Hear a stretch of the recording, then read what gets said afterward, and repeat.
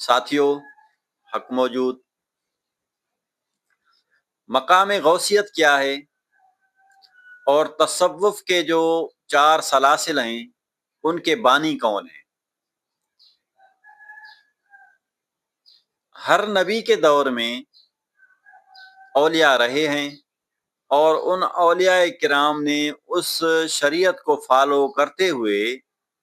لوگوں کو تزکیہ نفس کروایا ہے۔ تو اسی طرح حضور نبی کریم صلی اللہ تعالیٰ علیہ وآلہ وسلم کے دور سے لے کر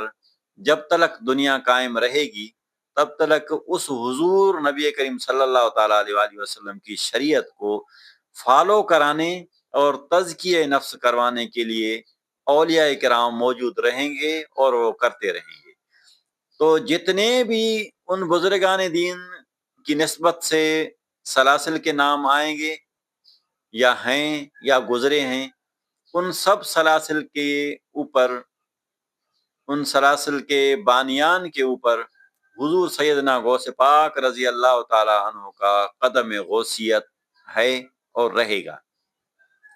ایک دفعہ کا واقعہ ہے کہ حضور سیدنا غوث پاک رضی اللہ تعالی